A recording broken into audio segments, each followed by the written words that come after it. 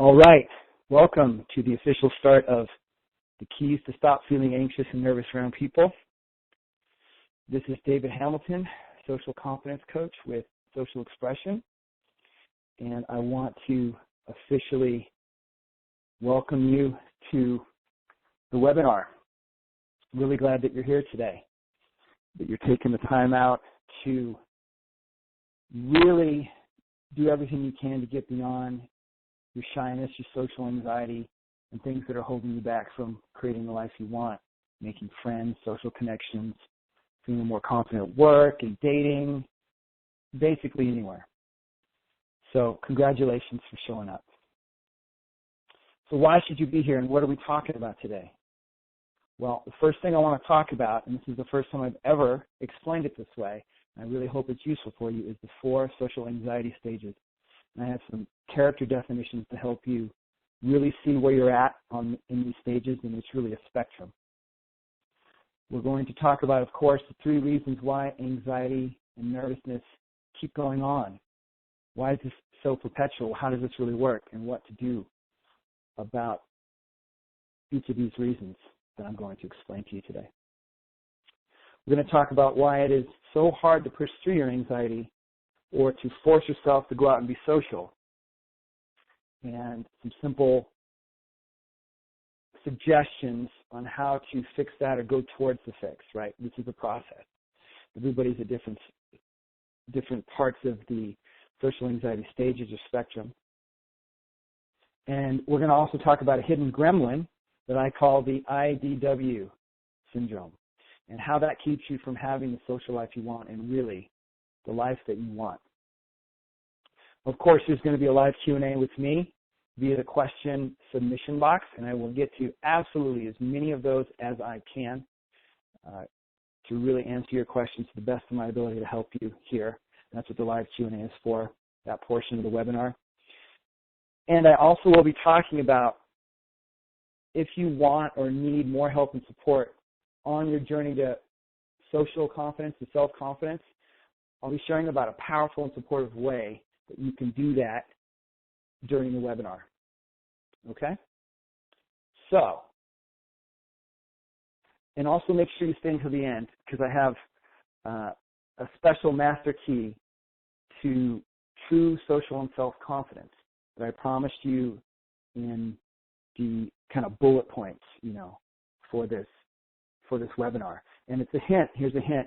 It's not what you do, but it's how you are and how you need to be in order to be really, truly, naturally self-confident. Okay? So if any or all of this sounds valuable or helpful to you, then you absolutely are in the right place, and I hope it does help. So who am I? Who is this guy? A lot of you have probably never seen me before. Some of you have seen my stuff before. So let me introduce myself, tell you a bit about myself and my story. I'm David Hamilton, of course. I'm a confidence coach and founder of socialexpression.net. I've made it my mission to help people find innate confidence, natural confidence to express who they really are in social situations.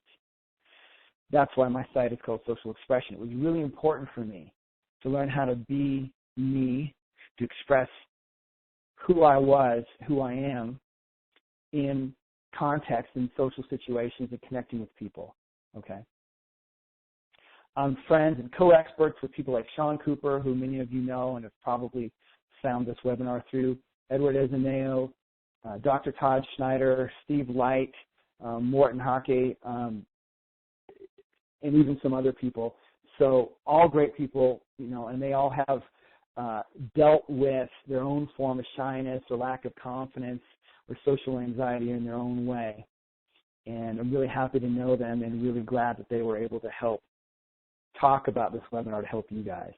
I'm also the creator of the Dissolve Social Anxiety Program, and I'm an instructor at Dr. Robert Glover's TPI University, who's also a therapist and men's dating coach. Probably not as many of you this time around from him, but maybe some. But those are just like, some credentials and a little bit. But what's most important, I think, about finding out about how to be confident is to hear from someone who actually has done it, has been shy, has been anxious, gone through the process themselves, okay? And so my story, I think, is a lot more important than my credentials. So from going to shyness, right, as a kid, as a teenager, as a young adult, and even into my 30s, I struggled with shyness in various ways. And I was, as a kid, they would say, oh, look, he's just shy. And I was shy. I was very shy initially upon meeting people. And over the years, it really, really bothered me. It really disturbed me, that other people weren't shy, and that people almost sometimes are like, I felt judged, and that they would come down on me for being shy. I can even feel like, I'm getting a little angry right now, right, that they're putting me in this box. But they were right at the same time, like I was shy. And so I kind of, began to go on this journey to try to not be shy, right? And I remember, really times when I was so mad that I would like hit my fist into the pavement, because I would go out and I wanted to talk to people and I couldn't. And it just made me so angry. And then after, I would be really sad. And so I started to try to observe and see, what do these people do? Okay, what are these extroverted, outgoing, naturally socially confident people do that was different than what I was doing? What was so different about me versus them, right? Seems like the logical thing, and it is, and maybe some of you have done that. And what I found was I started to learn, how to do some of this stuff, but it was always an uphill battle, because inside I still felt anxious and nervous, okay? Because I had a lot of will and determination. I've always been a person that has a lot of will and determination, but you see, will and determination doesn't help you overcome anxiety and shyness, unfortunately. And fortunately at the same time, okay? So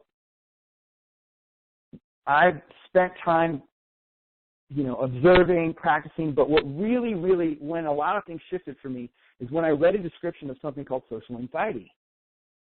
And I read it on the internet, and my just chills went up and down my spine. I was like, I can't believe this. This is exactly how I feel.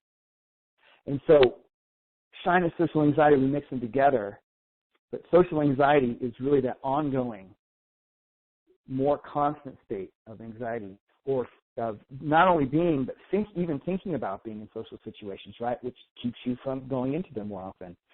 And so today, I'm not the guy on the left anymore, I'm the guy on the right. So that's my representation of me, on shy, an old picture when I wasn't too happy, to one taken just this year.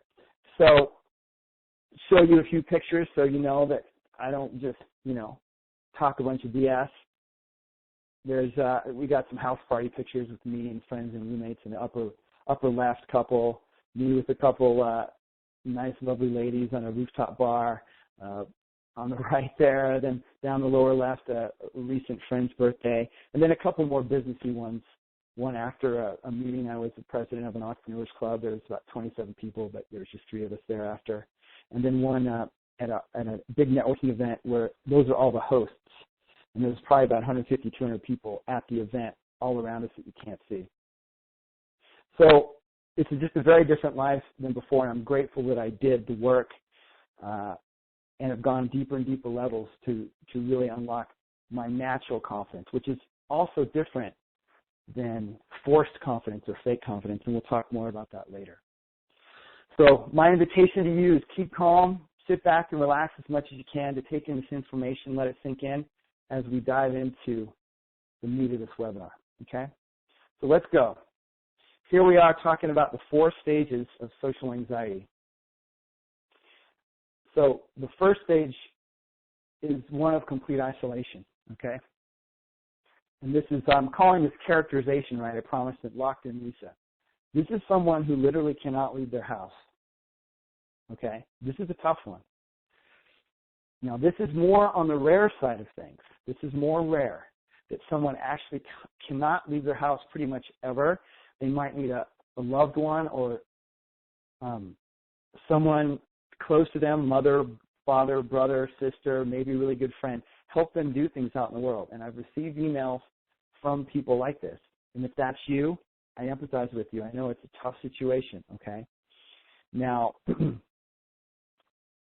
this is again on the more rare and extreme side, but just know that, what I'm talking about here, it still works the same for everybody, okay?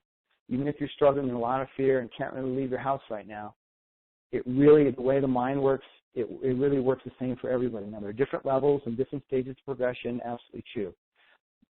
And so this is the first stage of somebody who's really, really locked in, okay? And it's not bad or wrong. There's no judgment here. It's just, where somebody's at and the ability or lack of ability for them to interact or be confident, okay? So the next stage is stage 2, semi-isolation stage. We're calling it stay-at-home stand. And by the way, I randomly picked a woman and a man, right? I'm going back and forth here because social anxiety, shyness goes across race, goes across class, goes across gender. I get people from India. I get people from the United Kingdom. I get people from the United States. I get people from Colombia. I get people from all over the world contacting me saying I have this problem. Okay, this is a human problem for some of us, right? So if it's a man or woman, don't pay attention, but these are my characterizations.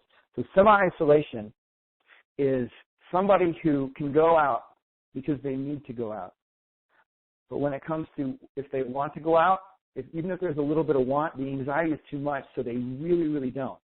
They're going to be able to go to work or school, and they need to, but they're going to be really nervous, probably not talk to anyone.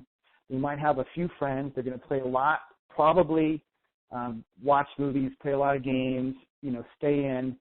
And they may go out with a friend on occasion or some friends, but they're not really out there meeting new people.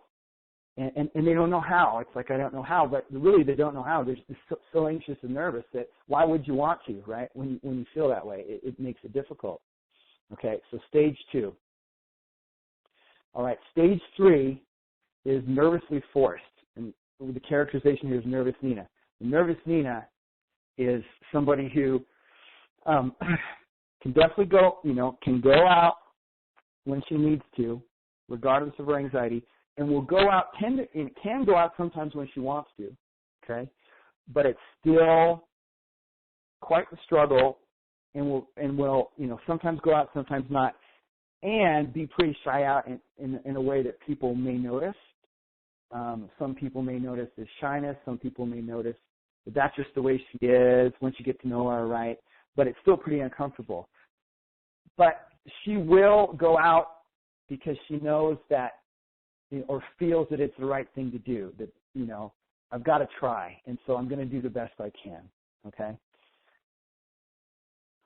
And then we get to stage 4, the masked anxiety, okay?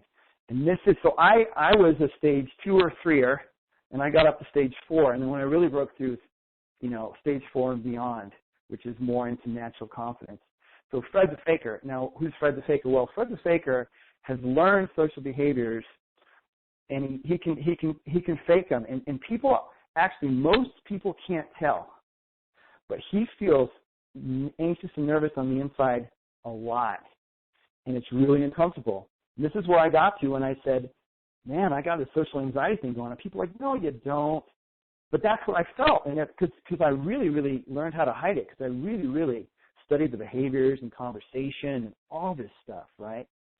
And so it's kind of weird, but, stage 4 can be a kind of a frustrating place and kind of painful because you're like, learn how to do everything, and you can't figure out why you can't stop feeling nervous. And you keep pushing yourself and keep pushing yourself and you push.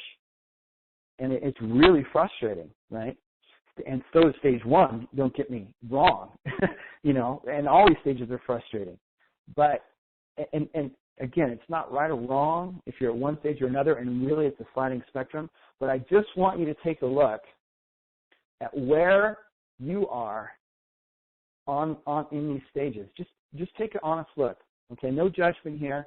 It's just to help you know where you are, which can help you get to where you're going, right? They talk about you can't, if you have a map, right, if you have a map and you're like, oh, there's all these places, I want to go here and I want to go there. And if you don't know where you are, you can't direct the ship to where to go, okay? So just do a little check-in on that and see where you're at. And I'm sure you're asking now, okay, so how do I get beyond these stages of anxiousness and nervousness, right? So let's jump into the 3 reasons why anxiety and nervousness, why they keep going on and what to do about them. So the first reason is what I call thought looping, okay? So what is thought looping? Well, if some of you have already been studying this stuff and trying to work with your mind and trying to get beyond this, you've studied things like positive affirmations or rational statements, right? Ways and cognitive reframing and even NLP, and there's all these different things, right? And those are good. Like, those aren't bad at all. Those are good things. I used them when I first started. They were really useful to me. And what typically happens is we start to get in there and go, okay, well, I've got these thoughts and I need to change my thoughts. Now, what happens is when our mind is really stirred up, when we have lots of thoughts going on, and people with social anxiety are, thinking a lot. They're really in their heads. That's what happens with us, right? I mean, it happens with human beings in general, but it really happens when we're caught in something like social anxiety or extreme shyness. And so it's thought after thought after thought, and it's like, here's the negative thought, so let me change it to a positive one or more rational thought, but it's all thought. And the mind sort of works like this. If my mind's like a pond, and all of a sudden a negative thought hits and I start feeling anxiety, okay? Automatic negative thought, something I've talked about before, the ants, the automatic negative thoughts. The waves in the pond have started. And what can happen is sometimes you might drop in a positive thought or rational statement or some kind of, thought reframe, and it may cancel out the waves. But what also can happen is you can throw a thought into the pond, a little rock to try to, and it makes it worse because you're just stirring up more thought. And when the mind is stirred up in lots of thought, we don't see as clearly.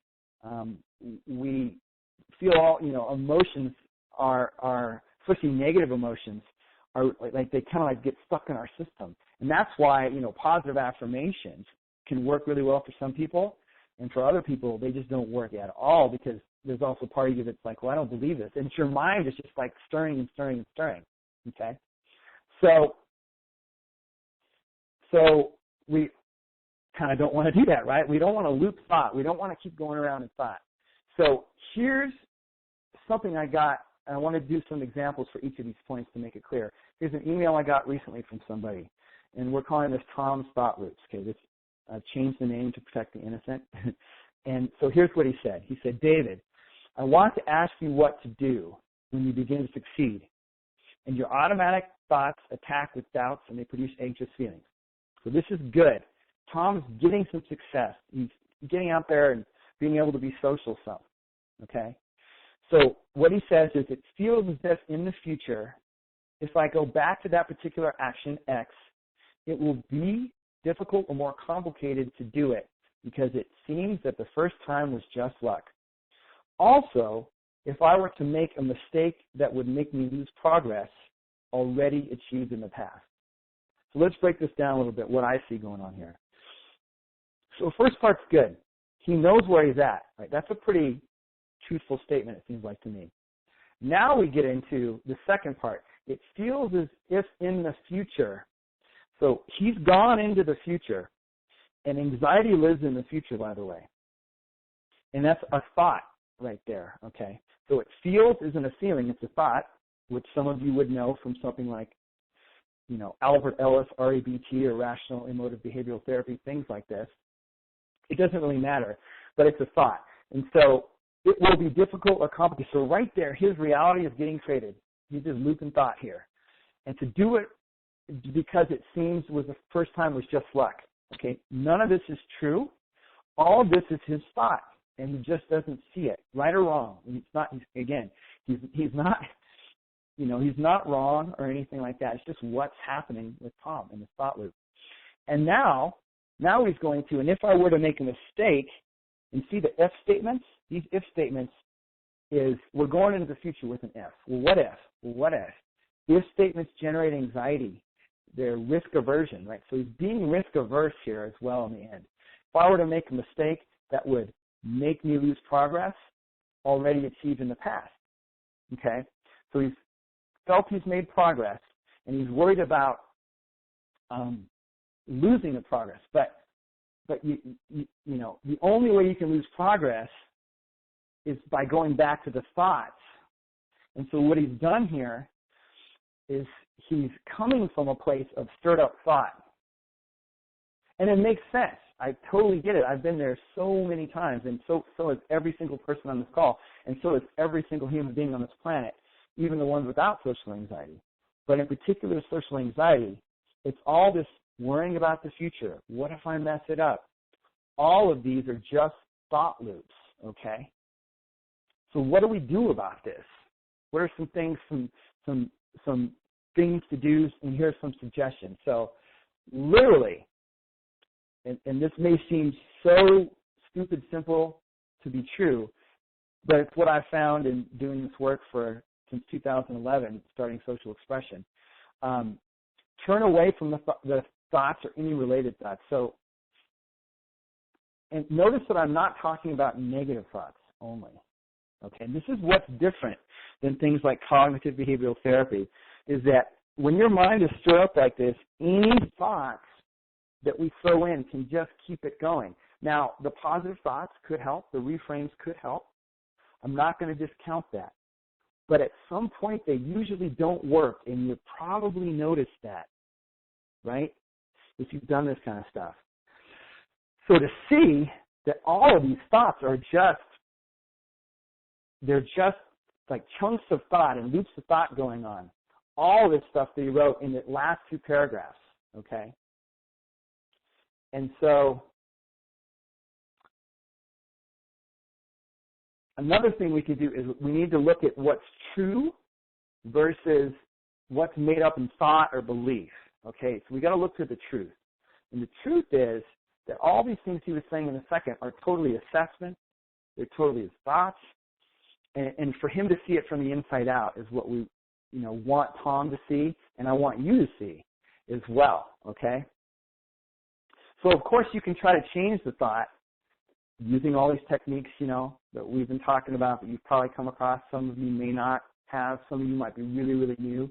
So I'm sorry if I've gone ahead in those, but you can look all these kinds of things up. I have videos on them, and in my whole Dissolve Social Anxiety program is all of these things. But this is a different approach, and there's a lot of reasons why I go this approach now. So it's because it could stir up thought and not help and always keep us kind of like halfway stuck, right? Or we make some progress, we keep, and it's good. We make some progress, but eventually we feel like we keep getting pulled back and forth, and when's it ever going to end, okay? So what if you didn't stir it up with more thinking? That's a really good possible move. Is literally, and now this is where it can get tricky. It's really simple, but not easy. So by don't stir, is like by don't continue to think more thoughts of any kind, right? And so that's why, people practice meditation for thousands of years to see how this works in the mind. That's a good thing.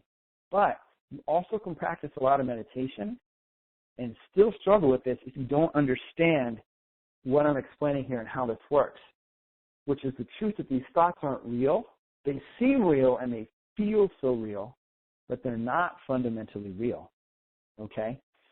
And if we turn away from them or see that they're not real, they don't hold the same power on us. Even when they seem so real and we start to realize this just isn't real, this is totally not real at all. Okay?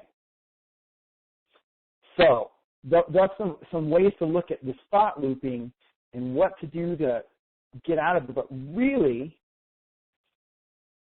what is going to be the most powerful thing for any particular person is to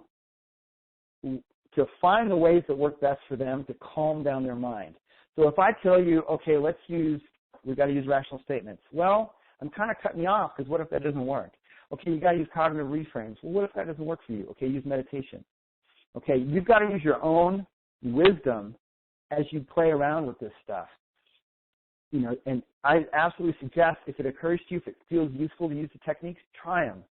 But there's a simpler way if we look to how literally our reality is being created by our thought, especially in these moments of anxiety. Okay, and to know that it's not a bad thing not to judge ourselves for it, but to go, oh, it's just this made up thought. Okay. So the second reason that anxiety and nervousness continues is assigning anxiety to outside influences, people, places, events, things, etc. Okay? And this is, this can be a really tricky one if you've never come across this before, because it seems like that's just the way the world is, or that's just the way you are. Okay? That you're shy and anxious, and that this situation happens and this person activates it in me. So here's another email I got recently. We're calling it Amy's Outer Assignment. So Amy says, 3 weeks ago, I went to buy a ticket to go see a play, and the girl that worked there laughed in a sarcastic way and said, "Why are you looking like that?" And I think she meant to say, some kind of look on her face. And she said, "I felt destroyed, especially because she didn't know me and nothing was wrong with me or my appearance. I asked my friends who were with me, and they said there's nothing wrong." So she's asking, can you help me understand what happened if it is not a kind of rejection? How can I overcome it by not thinking of it? But I have social anxiety, so it was difficult to forget. Okay. So she knows there's a mixture. There's a mixture of she knows she's got a problem. She knows it's coming from her. But she also there's a little bit of assignment to this ticket sales girl. Okay. And as soon as the ticket sales girl said that, she immediately took that as the ticket sales girl, in a sense, did it to her. But the mind doesn't work that way, okay? Fortunately or unfortunately. She only feels her interpretation or her thought of what's coming in towards her. And it's the same for all of us. It's just the way it works for all of us, right or wrong, okay? This is a neutral system in that sense. Because she could have, or somebody could have said, what are you talking about? Screw you. You got a funny, right? And I'm not saying that she should have done that stuff, but there are a lot of different ways, depending on the level of thought we have going, that dictate how we interact with someone like this. And the friends didn't see anything wrong, because from their perspective, their thought is different, okay? But Amy's thought is geared and predisposed and set up to be triggered by, what does that mean about me? She's adding all this meaning that isn't there. And I get it, and I feel for Amy, because I've been there too, and a lot of us have been there. So the truth is, too, about rejection. I sent an email out about rejection, and it's always an interesting one, because, you see, you can't feel rejected. Someone can't make you feel rejected. It's your thoughts that make you feel rejected. It's your beliefs that do. Right? Even if someone said, "I reject you," directly, you can't, the mind doesn't work in that direction, it works in the other direction, meaning your thought is interfacing and hitting up against their action, which is in this case the rejection. Because there's somebody out there in the world that if somebody said, "I reject you," and they would go, "I don't care." Right? That's possible, okay? So I don't want you to try to go, okay, I want to go around and make this affirmation of, I don't care. That's not what I'm saying at all, okay? What I'm saying is how we need to look to how this all works rather than what do I do? Because then we're going to get stuck in these do loops and these thought loops, and it's just going to be a lot more difficult, okay? And so she also says, I have social anxiety, so it's difficult to forget. So she's assigning it to the social anxiety, and that's common, and that's typical, and that's okay. But social anxiety is made of thought, okay, in that sense. It's not inherently real. It's a thought-generated problem, and we'll get into that a little more later and what I mean by that, okay? So reason number 2, what do? Well, stop blaming the outside influences. That can help. Stop assigning, blaming. I don't want to be too judgmental with the word blame, and that can kick up a lot for people. But we have to start going, okay, well, this doesn't come from out there. So what's really happening? What's true, right? Look at what's true rather than what to do. And the truth shall set you free, that statement, truth brings clarity. So do your best to look at what's really true, what are the facts, versus what are your thoughts. Because most of it is, and probably all of it is entirely thought, okay? Definitely don't blame yourself. This is a tricky one because it's easy to go, okay, it's all me, and then we turn ourselves into something we can blame. Please don't do that, okay? Please have compassion for yourself. We're all human. We all get stirred up minds, and it's really okay, okay? It's really okay even if you're blaming outside influences, right, and you catch it. Don't blame yourself. And again, like I've been saying, start or keep looking to how it actually occurs, how this comes from your thought, your whole experience in the belief system, and that generates your anxiety, nervousness entirely. It's constantly like driving it when those thoughts happen, okay? Now, when you're not thinking those thoughts, you're generally not experiencing it, right? And your level of awareness will also dictate how much you experience. Some of you might have these thoughts all the time, so you have a lot of anxiety. But you'll notice what I call the cracks. There'll be cracks when, and then, somebody comes to your door and they ring your doorbell, they call your phone, and you get anxiety. And you think it's happening because of the phone call or the person, but it's happening because of your thought, okay? And so we just need to start to look at, well, how does that work?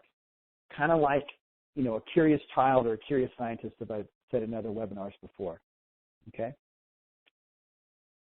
So the second reason, assigning anxiety to outside influences, stop assigning it to outside influences. Don't assign it to you even. If there's anything to assign it to, it's your thought. And so to realize on every level it's a thought-generated phenomena or experience. And reason 3 that anxiety and nervousness keeps going on is focusing too much on surface problems instead of core issues, okay? So when I see emails or work with people and they say, well, I don't know how to talk to people, I don't know what to say, focusing on correcting body language, like in the lower left down there, bad posture, good posture. And, so there is something to all this stuff, don't get me wrong, and I teach that stuff and work with people on that stuff. Looking at symptoms, right? Here we have sense of dread, choking, rapid heartbeat, feeling shaky, feeling faint, wobbly legs, right? How do I stop these symptoms? Well, it's all coming from the thought that's manifesting the emotional feel and the physical symptoms when it's related to social anxiety. And then asking a lot, how do I questions, trying to figure out every particular situation, which happens a lot, especially when we get caught in thought loops in our head. We want to avoid, I don't want to say avoid, but notice when we're asking too much about, well, how do I do this and how do I do that? Because we're just getting caught in more thinking, right? So the story on this is Jody's bad body language. Jody says, I have really bad body language. I try to focus on changing it, but it seems like no matter what I do, I'm still awkward and feel weird. I fidget a lot and I can't always face people straight on. I know it's getting in the way of connecting with others, and I don't know what to do, and how do I fix this, David? So, yeah, I mean, I feel you. I get it, Jody. It's like that all, it can be so true. And, as far as, well, it gets in the way and you feel awkward. But here's the thing, is that constantly trying to adjust the body language, and this is what I found for me, is like it's a very temporary fix because, eventually you collapse because you get in your head and you lose awareness, and you forget how should I stand, because when somebody's naturally confident, they're not thinking about their body language, right? That's just how natural confidence works. forced confidence, which, you know, we can get away with it. I got away with it. Is trying to, you know, make your body language this way and that way all the time. And there is something to practicing it some. I'm not going to say that there's not. However, constantly focusing on that, these more externalized things or, you know, behavioral things, it doesn't in the long run dissipate the anxiety and nervous system. And that's what we're talking about specifically here, right? We're not talking about how to have more confident body language. We're talking about how to stop this anxiousness and nervousness. And so she's also asking, you know, how do I fix this? Well, again, it's the wrong place to look for Jody. So, you know, what do we do instead? You know, you got to take your attention away, first thing, from over-focusing on these more surface problems, like what to say, how to act, and what to do. I'm not saying that we shouldn't pay any attention on those things, but to constantly be thinking, because what are we doing?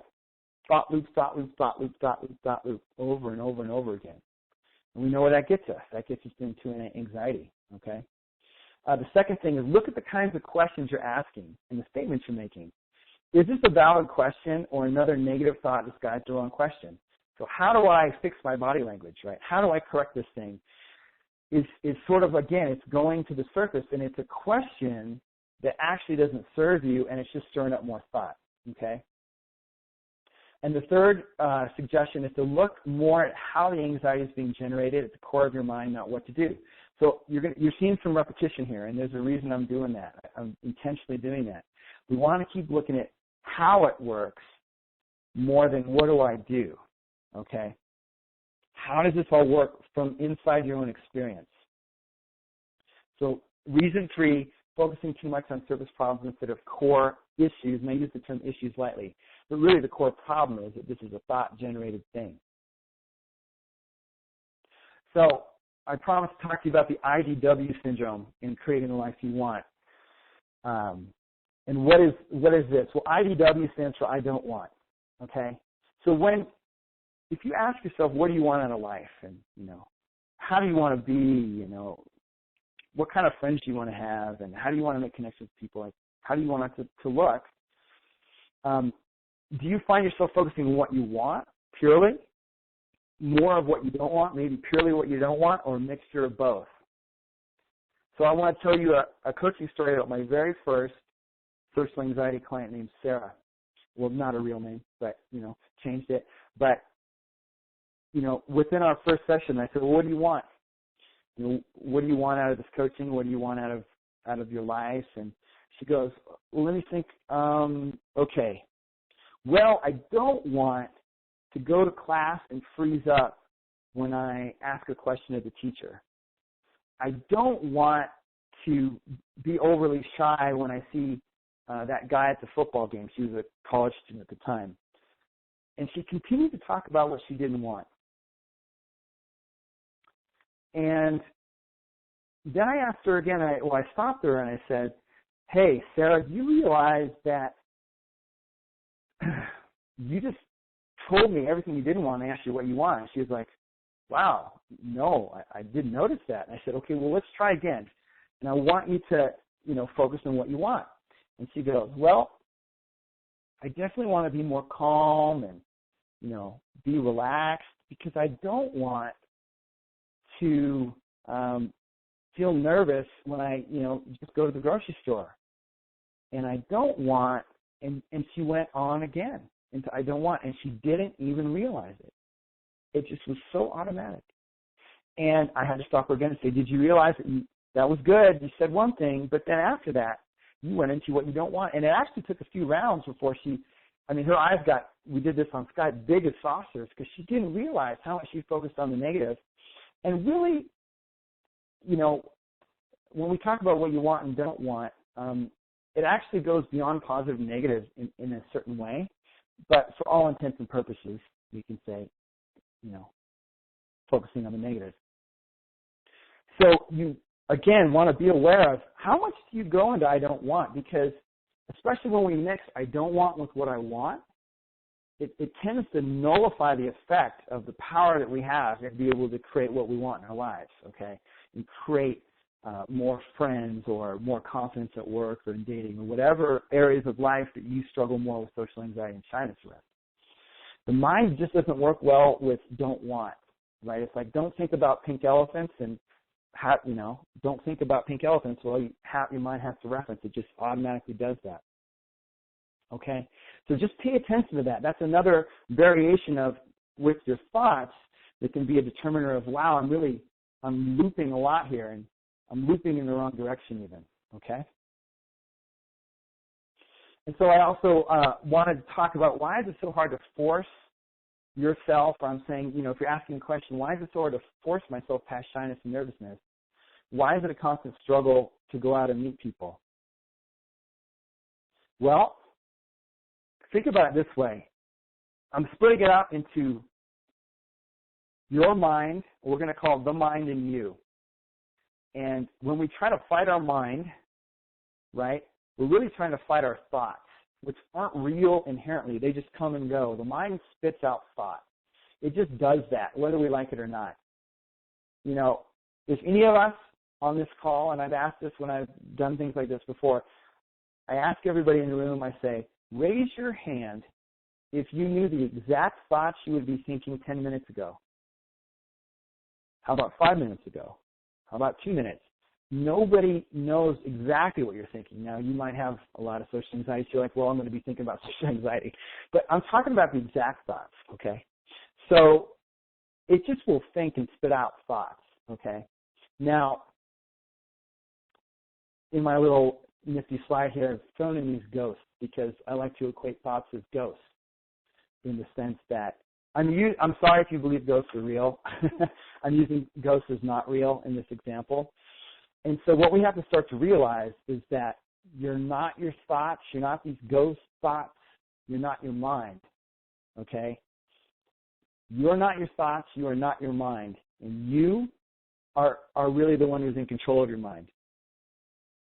And so what's the fix here? Well, stop fighting these things and see them for what they are. See the truth. These thoughts, these thought ghosts are just thoughts and nothing more.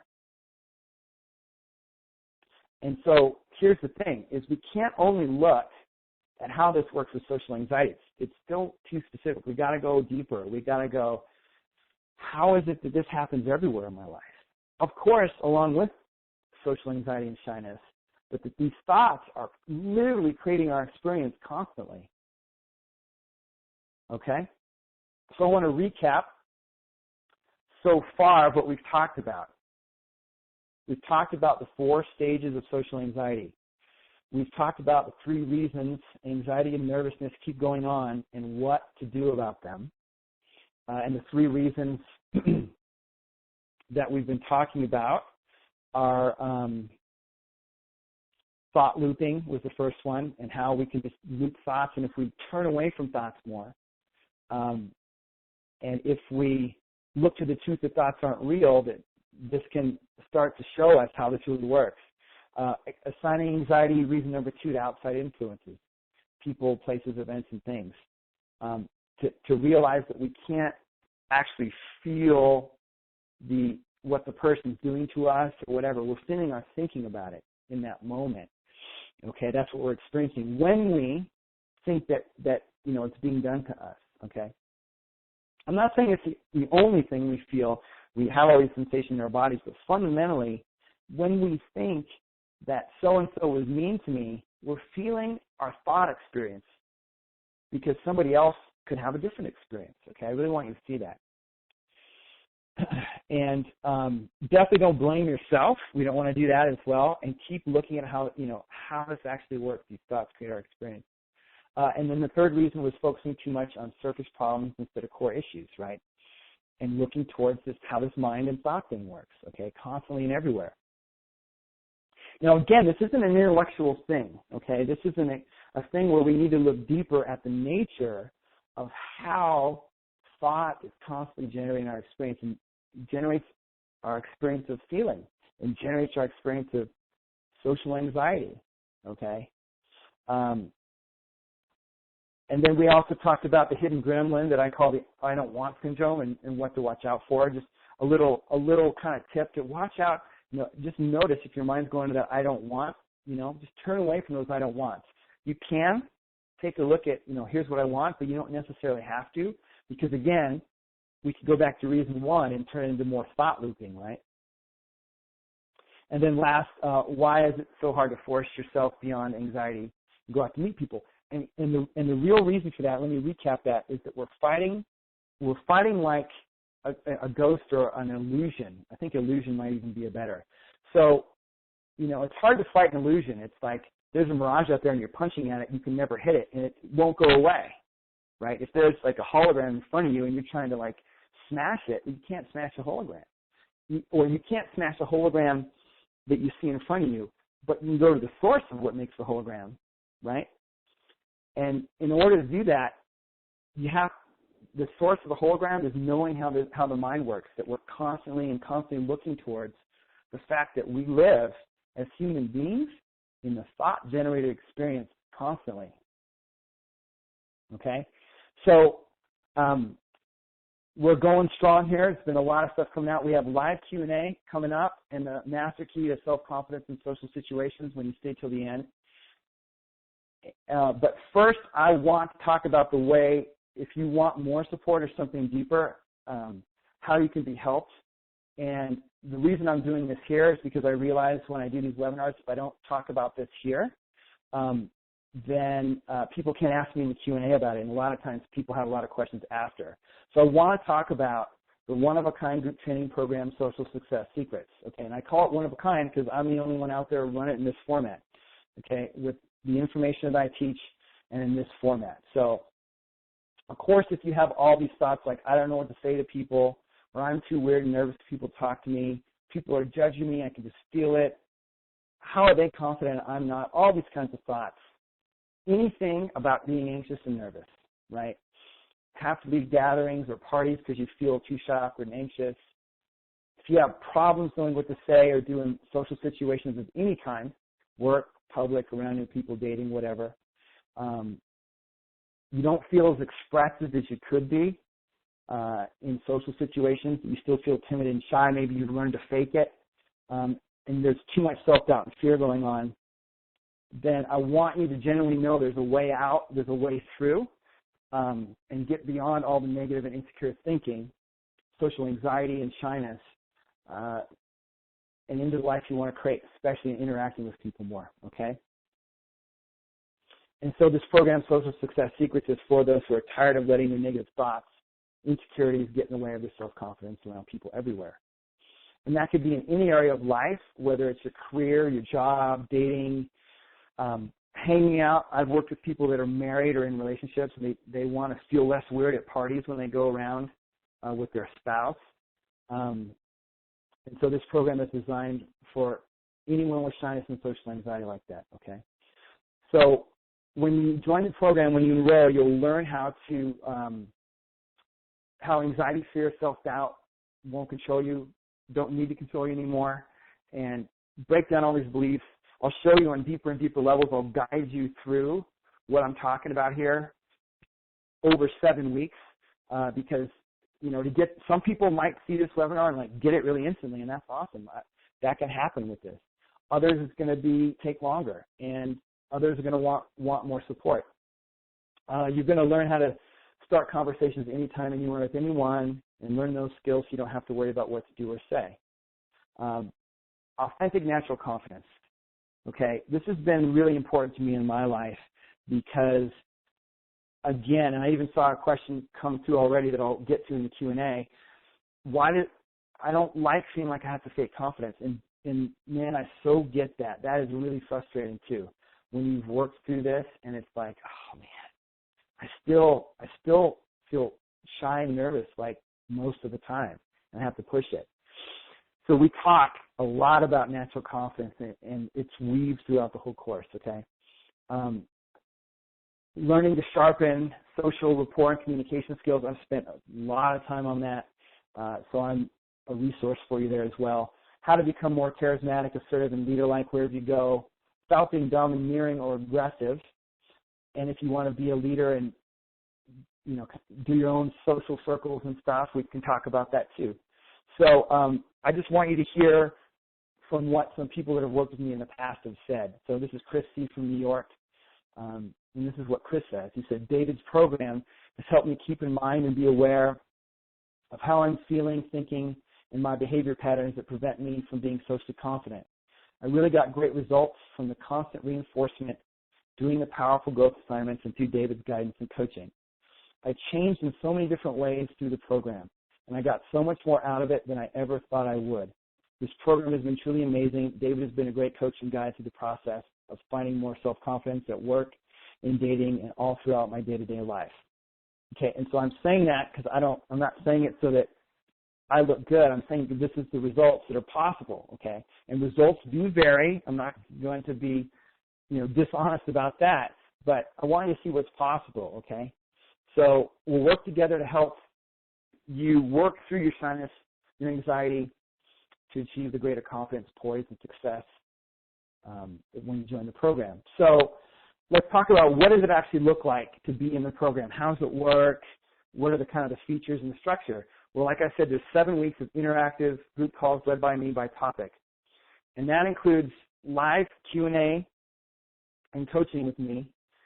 And I also want to talk about something brand new I've incorporated this time. It's the virtual growth track, which is for those who can't make all or any of the calls. And the reason I've done this is because I've had time zone problems, right? I've had people from all over the world, Australia. I've had people dial in at 1 a.m. in the morning, 2 a.m., because they wanted to join and get help, okay? And but I also have a hard time if I have to do a program every Sunday for myself. So in order to solve that problem, I'm doing it so it fits my schedule and design the program so people from all over the world can benefit, even if they can't make all the calls or any of the calls, okay? So, of course, there are growth assignments, as Chris had mentioned when he talked about how the courses have helped him. And then there's a private Facebook group where you can ask me any question. You get peer support, and we even have an ambassador named Breezy, who's been a client of mine over the years and has really made great progress. She's a very caring, sweet person, and is really a good guy, somebody who might be a little further down the path, but is still a peer, okay? And so the Facebook group is a benefit for everyone, but especially for the virtual growth track people. You'll get access to all the call recordings, so if you miss a call, you won't get behind.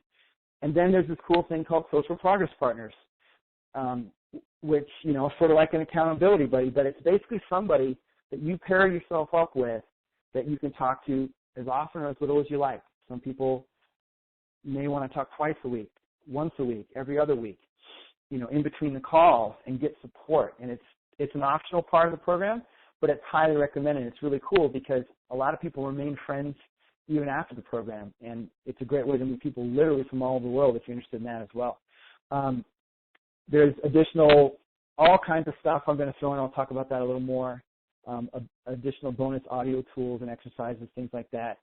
And just know that in other social anxiety and confidence programs that they have good content, but a lot of them don't have ability to interact directly with the expert coach or instructor, but you get all that, whether it's on the phone or whether it's through the Facebook group. Now, each group session, it begins with the training content, followed by live Q&A and group coaching with me. The sessions last a minimum of 75 minutes, but we'll go usually until all the questions are answered, sometimes up to 2 hours in the live Q&A portion of the call. And those sessions are Mondays at 5 p.m. Pacific, 8 p.m. Eastern. And I know some of you might be hardcore in other time zones and try to make that, so God bless you if you do. But you don't have to with the virtual growth track. So along with each week's topic, there's all these extra support audios, videos, besides the training sessions that I do live. And there's growth work levels of beginner, intermediate, advanced, and even a no action level, because there are some people that I know can really benefit from this, even if they're not ready to take action yet, because we talk a lot about how the mind works and the mind state, the natural confidence mind state. That's a big part of my program. Though I do recommend taking action, and if you can. So we've got all these kind of materials. The session schedule, we start off with natural confidence mind state, which is what is the foundations of this whole thing, and it's going to be weaved throughout the entire 7 weeks. Absolutely. It doesn't just stop at session 1. Session 2, handling negative and insecure thinking. I realized there was a big need for this because this really is a process often of clearing away the thinking more than it is adding. We're going to benefit more when we remove things rather than add when it comes to something like shyness and social anxiety, which will help you when we go into session 3 with conversational connections. We'll continue talking about the mind state, how that works with conversational connections, and I give you all the technique stuff as well. I make it as simple and powerful as possible in extra audios. We'll talk about powerful presence, charisma, body language, dealing with high-value people like authority figures, confident, attractive people. So let me say this. Session 5, the first time I ever did it was my last program, and it was awesome because I realized that I had worked with people, and they had made some progress, but there was this one particular area, and it's for people that they thought were high value, their boss, somebody they thought was attractive or they really respected and admired, that made them feel more anxious. And so we talk about that in particular. And I'm always really excited about that one because it's a really interesting topic and really helps people. And then session 6, authentic leadership fundamentals and integrating your work, personal, and social life in the last week. Again, just want to mention the virtual growth track and hit on that because I really don't want it to be a barrier if you can't make the calls.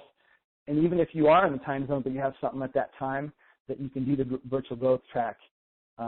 And people always get a lot of benefit out of listening to the Q&A because a lot of people have the same issues, or they might even come across an issue that you haven't come across yet. And you're like, wow, that really helps me for when I want to get, when I want to get there, that part of my development and confidence, that stage of development.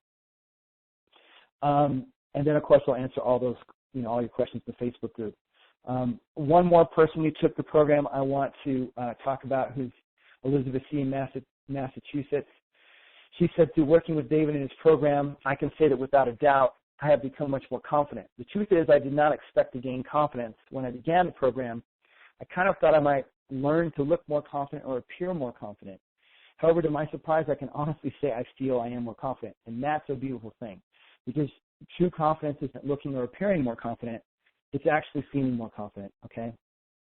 She says, I've been able to do things I never thought I could have. I'm giving presentations, going to college, and participating in class discussions. I'm more outgoing and carefree at work, at school, and with friends. She was actually in transition from one career into going into being a nurse. She was actually a bit older, so that's why she had work in school.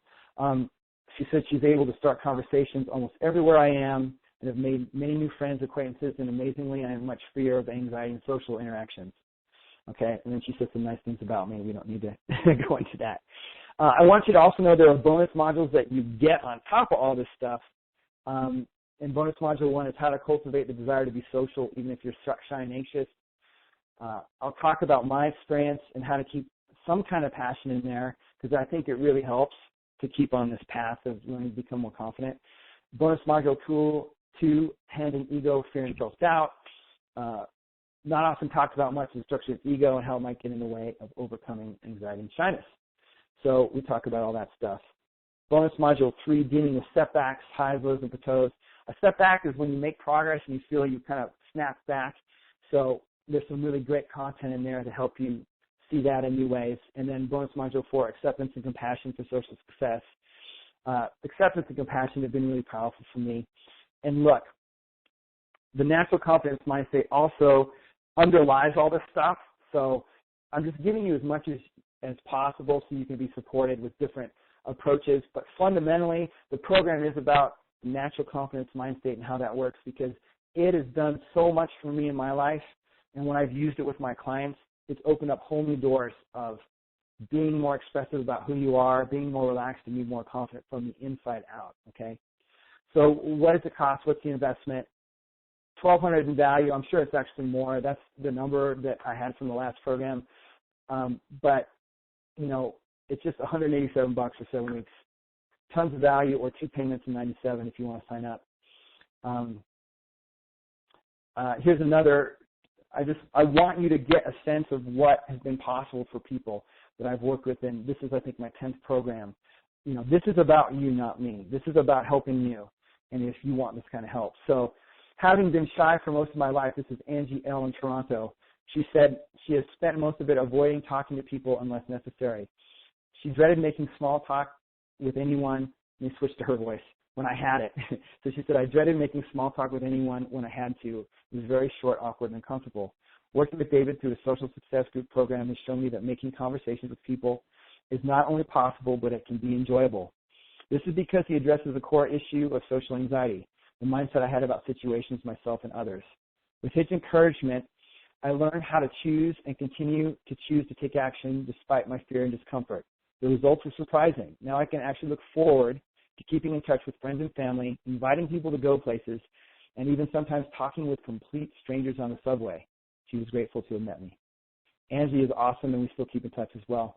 And lastly, Ron F. I want to give a nice blend of men and women because I work with both men and women.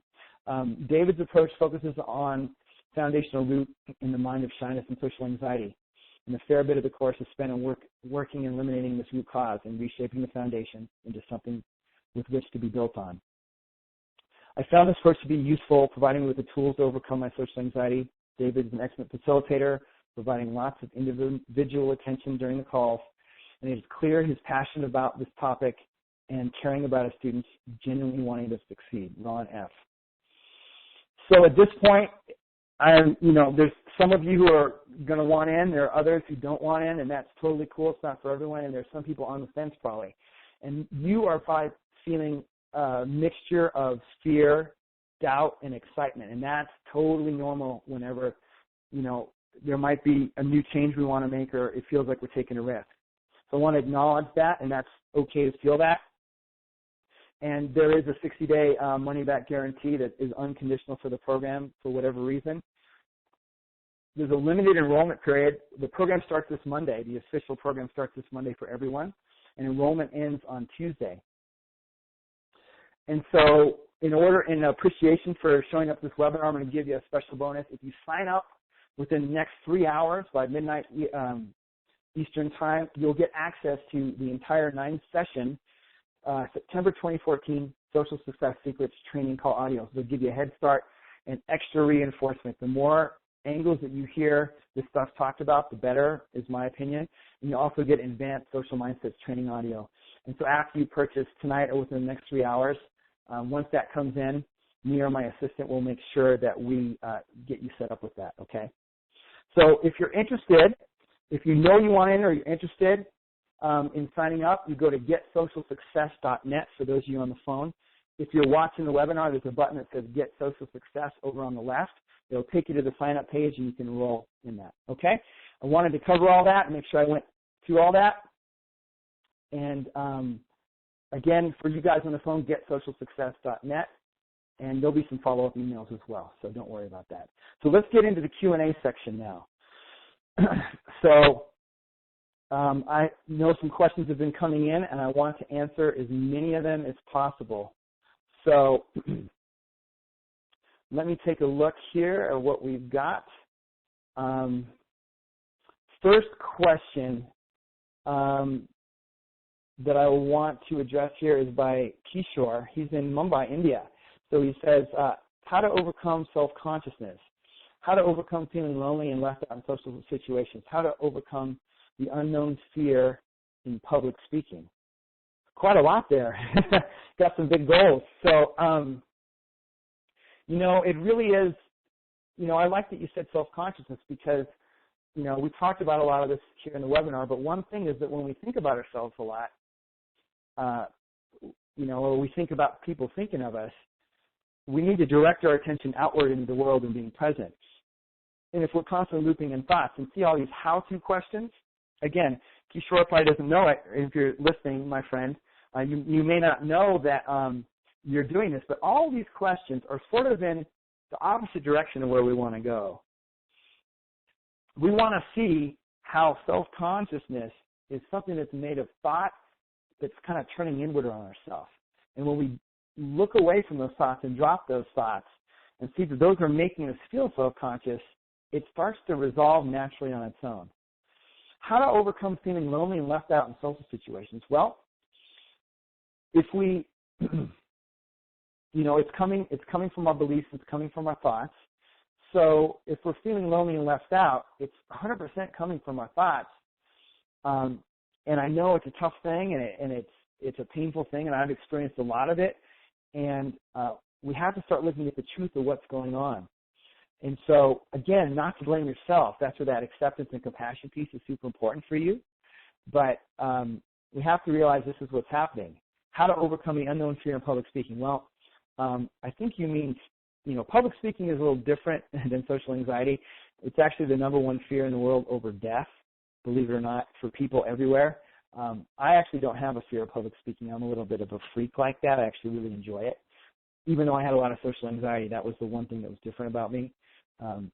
Get me on stage, and I'm great. As soon as I walk off stage, I was just awkward. Interacting with people on that level. I played in bands and stuff, so that helped me be good on stage because I wanted to play music, right? So I hope that answers your question. It helps, okay? So I'm going to mark that one done. We've got one from Jessica who says, hey, David, Jessica in Dublin. Hi, Jessica in Dublin out in Ireland. Awesome. Hey, David, when I find myself very anxious, I can't communicate or act the same way as in times when I'm confident. I become more careful, and I only go out with somebody I know well to places where I have to stay a long time. I want to stop feeling anxious, but I need to protect myself too. Do you think I'm doing the wrong thing? Well, you're not doing anything wrong, but I get what you mean. So Jessica, it's good that you see this difference that you don't act the same way. And there are times you're confident. That's a good thing. Appreciate yourself for that. She becomes careful when she only goes out with somebody she knows where I have to stay for a long time. So, that is holding you back. If we're talking about, safety issues, well, that's a different thing, but I don't think you're talking about that. You want to protect yourself too. So what are you protecting yourself against? What do you mean by that? If you're protecting yourself from physical harm, that's one thing, but I don't think that's what you're asking. It sounds like you're looking for some emotional protection. And really, there's nothing to protect against other than our own kind of distorted, contaminated beliefs and thoughts that we need to protect ourselves in social situations, that somebody's going to say something rude or mean. Because the truth is somebody could say something rude or mean, quote unquote, but we can't experience it as rude or mean any other way than through our own thoughts, okay? Because I think the other night somebody said something to me where they kind of said something kind of jarring, and I was like, oh, that was mean, right? And after the fact, I looked at it and I was like, well, what she said, as I recount my experience, it's all through my thoughts. And so I'm feeling my thinking about it. And and here's the tricky part, is in the moment, we can't even tell that that's what's going on. It's easier to tell, in the past, well, I need to protect myself. And we can go, oh, that's just a thought. But in the moment, it feels so real.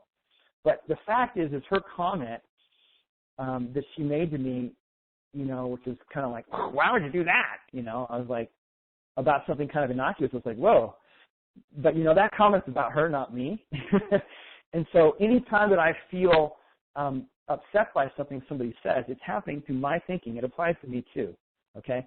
So I hope that helps. Take a look at what thoughts are generating this. Why do you need to protect yourself? See, that's coming from your thoughts, okay? Okay, so next question is, here we go, Menno in Amsterdam. What's going on, Menno? This is a question I saw earlier that I really love. Being confident often feels fake to me, like it's not my real personality. How do I deal with that? This is a beautiful question from Menno. So confidence is actually a natural thing. So trying to be confident doesn't really work too well. It's that fake confidence. And that's why it feels like it's not your real personality, because it's really not. Because personalities sort of aren't real, and that's sort of a weird statement. But identity, so much of who we think we are, is made up of our thoughts about who we think we are, right? I've surprised myself so many times that when I thought I was a certain way and I proved myself wrong, especially the more that I've gone deeper into how state of mind works or mind state works. So how do we deal with that? Well, we need to see that what you're assigning being confident feeling fake, which seems to imply that you think being shy or socially anxious is more real. That neither of those are more real than the other one. Okay, it's just the meaning that you make about the thoughts. That, well, being shy is more really me. But see, you're reinforcing that to your thought, and you're reinforcing it confident. I'm here to say that actually being confident is natural. Like when we're babies, when it's time to cry, we don't have any thoughts about it. We cry. When we're hungry, when we giggle and laugh because our mother or father is poking us in the stomach, we do that with quote-unquote confidence. There's no thought. See, natural confidence is very much the same thing, okay? And the only thing that gets in the way is a bunch of thoughts that we're not confident or that we have to even be confident, okay, that we have to push confidence. And look, there's a big difference between fake confidence and natural confidence. And people can both call those confident. But I've seen people that, especially sometimes in the corporate world, I've seen they do this kind of fake thing. It's a little bit old school. You know, these days everything's about authenticity and vulnerability and stuff a lot in TED Talks and things like this. But what is fascinating to see is that some people will, get away with that. Now, also, though, there will be people that see through that fake confidence. And people that are, I'm going to say this about people that are shy and anxious, that we all, tend to be more introverted.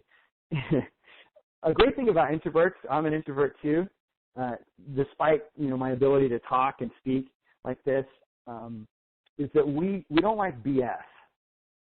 We don't like small talk, and even I don't like it sometimes. I want to get to the meat of something in a conversation. Now, I can have fun and stuff, but sometimes if it's real superficial, how you doing, weather stuck too long, I want to talk to somebody else. This person is boring the hell out of me, okay? So I like the fact that you're searching for what's real, but you got to know, Menno, that being real, so much of what we think is real is made of our thoughts, and that's the really trippy thing. Okay? So good question, Menno. Sorry, I had to drink a little water there. Next question is coming from Miguel in London. Okay, so this is an interesting question. Miguel says, I saw an REB technique that tells you to walk like a banana in public so that you feel uncomfortable, and eventually you will feel comfortable. He's doing a certain course, and he's exposing himself to something that causes too much anxiety, which is bad. He was thinking about doing this banana thing, but not sure if it's going to make it worse, and I would feel too embarrassed by doing it. What's your opinion? I'd feel embarrassed too, man. That's a really interesting question. And he also goes on to say, while doing it, say things to yourself like, I don't care what others think of me, and eventually your brain will work that way. So here's the thing. What's happening here is it's an attempt to, it's called exposure therapy, okay, and that happens in REBT and CBT. REBT stands for Rational Emotive Behavioral Therapy. CBT stands for Cognitive Behavioral Therapy. They're basically the same thing. We don't need to, try to figure out which is which. But what they're doing is they're saying, hey, I'm going to expose you to this so that you can feel your thought about it. But you see, it's still all thought. It's still all illusion, ghosts. Now, it can work, and it does work for people. But you see, you don't have to do it that way, and that's what I talk about. That's what I work with people on, because the thought in the first place isn't made up. So to me, these are old school techniques, and there's simpler and easier and ways that you don't have to force and push yourself, which is why I also have that whole track in Social Success Secrets about not having to take action, because I realize I've worked with people that they've, gone and done the exposure therapy, and it seemed to work, and they went back. But the reason why is because we're not looking at the root of the thought and actually beyond it. So they're also telling you to say things like, I don't care what others think of me. But here's the thing, again, there's the possibility of stirring up more thought instead of learning how to be calm, clear, and still, and relaxed in the mind, okay? So awesome question. Interesting situation. Certainly an interesting way to try to take care of the anxiety. Just not one that I would be a big fan of personally. Not saying it wouldn't work, but there are other ways to do it. So here's Tom in Leeds in the UK. Tom asks, hey, David, could I please ask, I have major anxiety when it comes to talking to people on the phone. This can be with my dad to an old school friend. I tend not to use the phone, and I have become isolated because of this. How could I overcome this? Many thanks. Well, this ties back to what I said in that reason number 3, about looking a little too much at maybe superficial issues. I mean, certainly you can work on talking to people on the phone, and I'm not saying you shouldn't. But again, what's happening is you have all this thought associated with talking to people on the phone for whatever reason. And it doesn't really matter why as much as there's all this thought going on, and we're making all this story and meaning about it, okay? And if we literally don't make it such a big deal, as if it's no different than what I want to eat for breakfast, and I know this seems radical and weird, but if we start to approach thought in our life this way, we start to free up and go, I was just making talking on the phone to thought a bigger deal than what I want to eat for breakfast or which utensils I want to use. And I understand it's a difficult situation. You feel isolated because of it, but you got to realize it comes from this thought root kind of issue. So look at what are those associations. What are the thoughts that kick up, when the phone rings, and see what they are, and see that they're just thoughts. And it isn't about the phone, it's about the thought associations you have with the phone. Same with the banana thing, right? I mean, it's all about, it really comes down to the thought, okay? So I hope that helps, Thomas. Let's see what else we have coming in. We've got Joe from San Francisco. Joe is asking, I would like to know how to continue a conversation without freezing up. I can talk for a minute or two, but then my mind just goes blank. So, Joe, what we have to take a look at is what happens at this point at a minute or two. Just before your mind goes blank, what's happening? Because something is happening, because you were doing great, right? And it's great. You can talk for a minute or two. That's awesome. And what happens is something occurs in your mind and with your thought that causes that freezing up state to happen. Now, it may happen so fast and flash by so fast that you can't see it, but it's happening because that's how our minds work in that direction. So, and usually the blankness is a sign of some kind of thought that kicks anxiety. It kicks the freeze response, right? Fight, flight, or freeze are the three ways that we react when we get afraid, okay? And people with social anxiety tend not to go into fight. They go into flight or freeze, and this is a freeze situation. So, if I went and told you, well, here's what you say what to do, but as you realize, the freezing doesn't have to do with how to have a conversation, use conversational threadings or things I might teach on a skill level, but what happens just before, you need to start looking there and constantly be looking there. All right, continually look there, and you want to expand your awareness and start to go, okay, so this thought triggers that, and then bam, that's what's going to, that is what, okay, so that thought, so does it occur to you to think a different thought? Does it occur to you, what I suggest is to see, it's just a thought, it doesn't matter. And the thought is kicking it off. So keep looking. That's the point where you want to really start to be kind of hyper vigilant, Joe, okay? Hope that answers your question. Cool. So Richard in Austin asks, he says, your social success secret program sounds great, but of course I have a lot of doubt about getting beyond social anxiety. I'm sort of on the fence, so what can you say to convince me to sign up? Well, I can't really say anything to convince you to sign up, Richard. I've kind of said it all, but I get your question. It's like, look, that's why there's the money back thing, but even if you make a little bit of progress in the program, look, you may or may not get beyond social anxiety, is the truth of it. I can't promise that because I don't know where you're at, but if you even make a little progress, and the possibility is you can make a lot of progress, who knows, that's all I could say to you. I can't really convince other than that. So I would love to have you in the program if it's a fit for you, and if not, no worries. Okay, so Marina asks, how do you start a conversation with someone you do not know?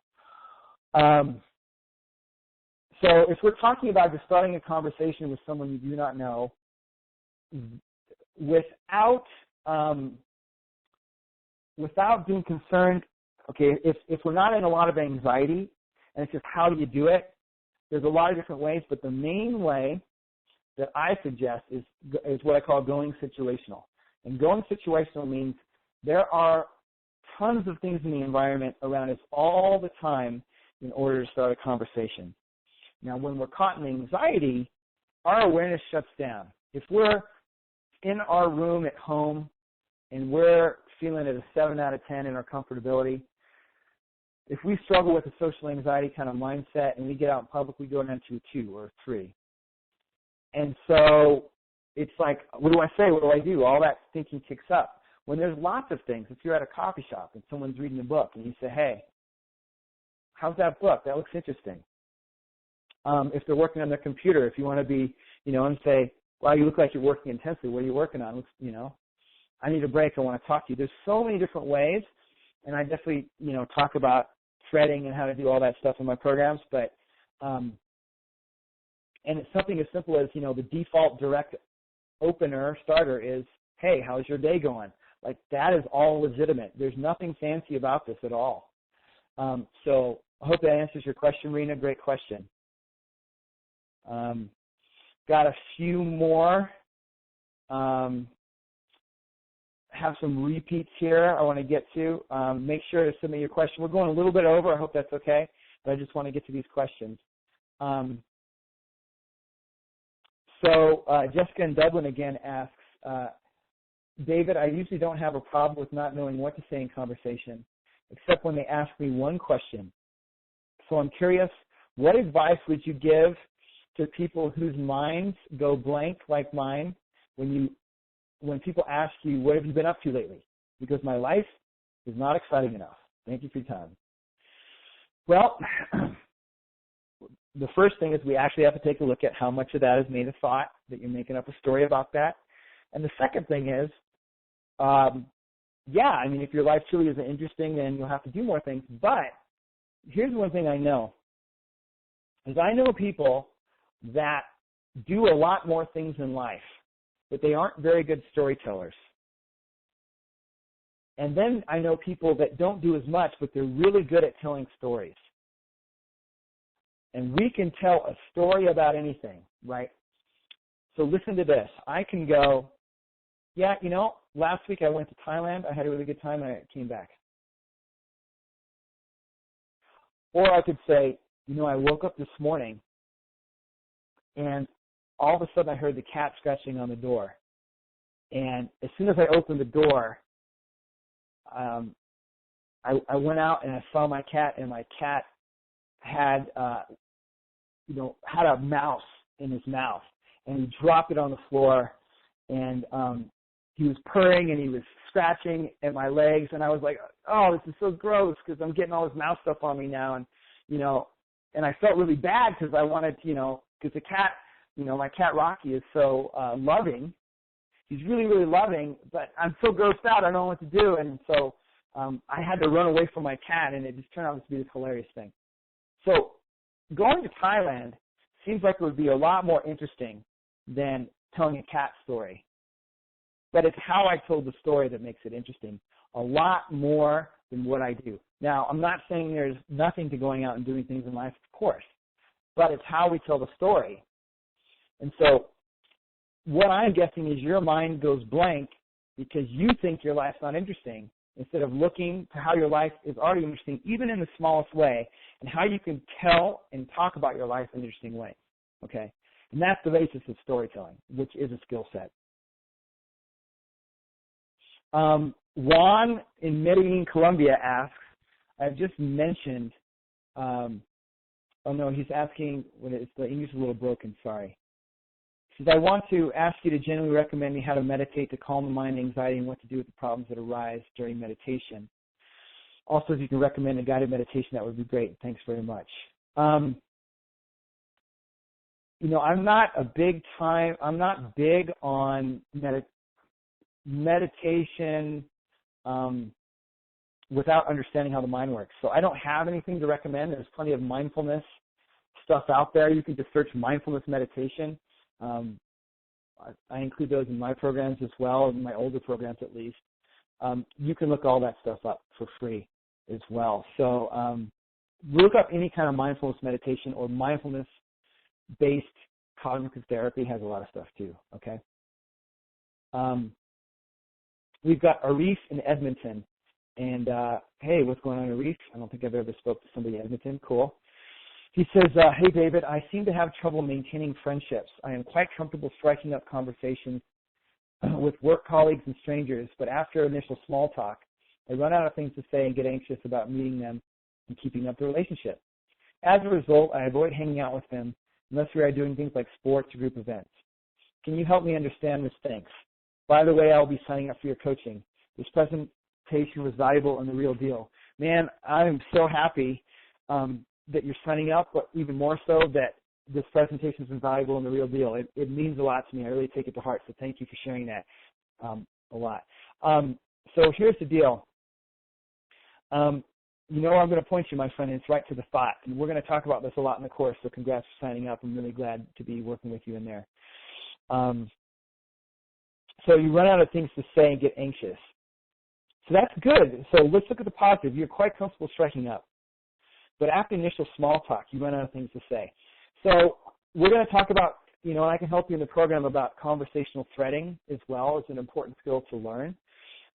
If you truly are, I'll have to wonder about the getting anxious part. So we'll work on both of those things, because you want to work on the state of mind, the mind state, and the skill set as well. So then you've made up some thought that you need to avoid hanging out with them because you don't know what to say. And it's a really easy thing to fix as far as a skill, but I'm guessing there's a lot of thought underneath that we need to take a look at as well. So that's how I would hope to understand it. Start looking at the thoughts. What are all the thoughts you have about running out of things to say, right? If you start thinking, I'm going to run out of things to say, look where your mind goes, and you start running out of things to say, instead of also maybe being okay with some silence. It's okay to have silence. Awkward silence isn't a bad thing, actually. I don't think. It can, spark the conversation in a new direction. There are a lot of different things to look at. Okay, so I hope that helps, Arif, and again, congrats for signing up for Social Success Secrets. Gary in Raleigh asks, how do you gather enough courage to actually go up to someone? Cool, good question. So this is like a form of approach anxiety, I guess, to go up to someone. So I don't know if you're talking about women in particular, given that you're a guy, or you're talking about people in general. But here's the thing, is you don't actually have to gather courage to go up to somebody if you're already relaxing yourself fundamentally. And don't forget, I'm going to talk about the final key after this Q&A, so stick around for that, everyone, if you're still here. How do you gather enough courage? Well, you see, when you understand how the mind works from the inside out, and when you're calm and relaxed, it doesn't even occur to you to gather up courage. Now, if you really want to talk to somebody and you're nervous, can courage work? Absolutely. I've done it before.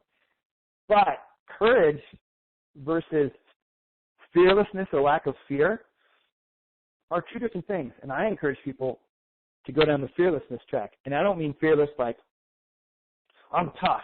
It's literally fearless means feeling no fear. What's the other side of the same coin is being relaxed, calm, and confident in yourself.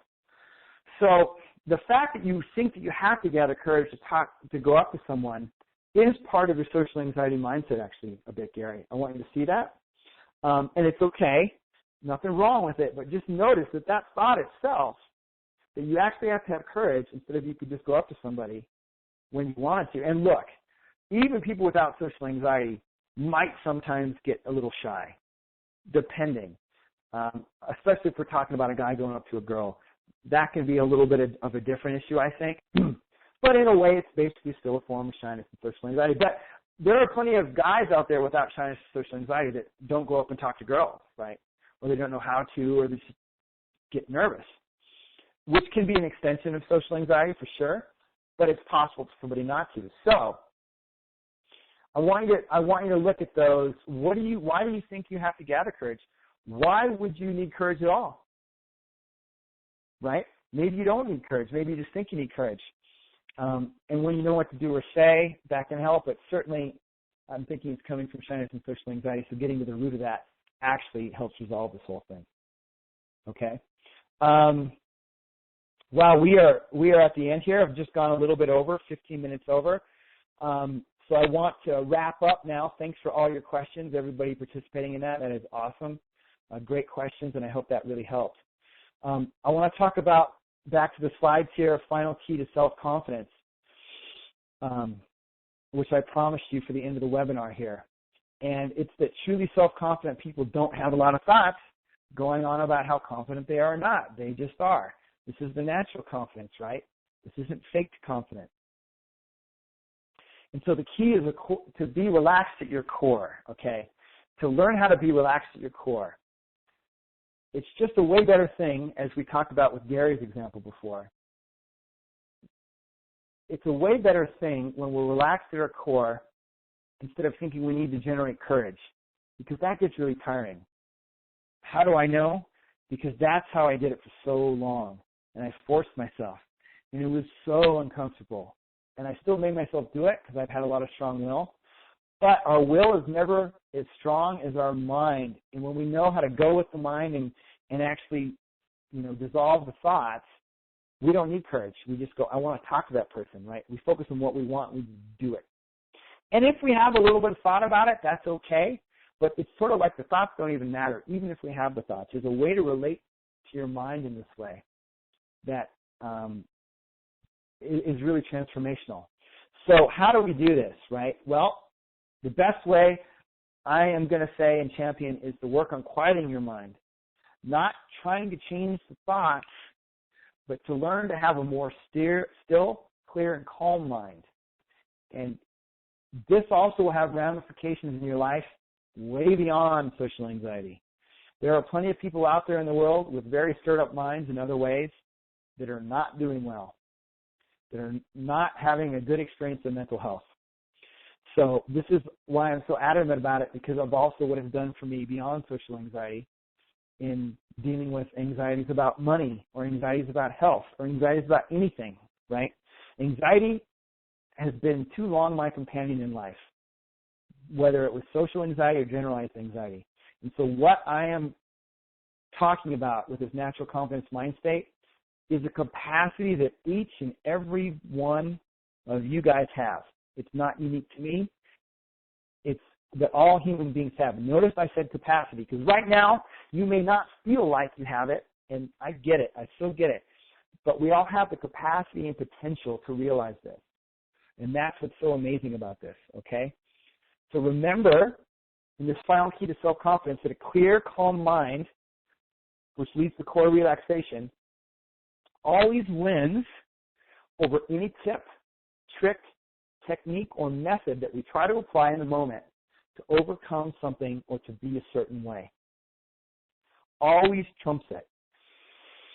If somebody is has all the tricks in the world and they're always nervous and they're able to force it, I am not going to recommend any more tricks, because they don't need any more methods. They have them all, because they're just doing what I call sugar over shit, okay?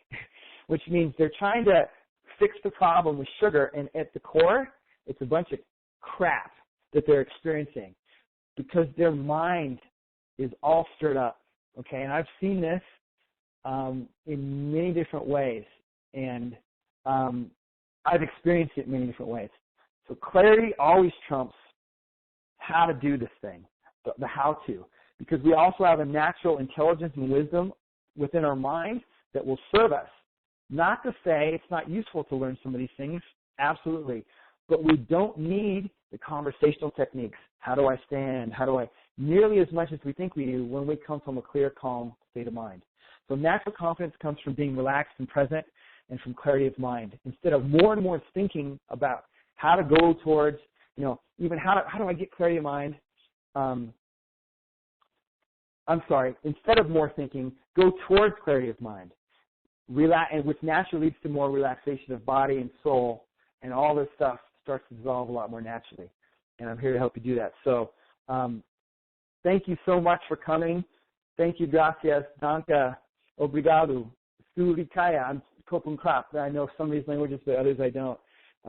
I'd like to acknowledge the international crew that we have that shows up, and I also want to acknowledge and thank you for showing up. I know it's taking time out of your schedule, and some of you were up very late in other countries to make this, and I really appreciate you coming, and I hope it helps you. And I really wish you the best in social success, okay? So whether I work with you directly or we're in touch some other way, I wish you the best, and take care until next time, and I'm complete.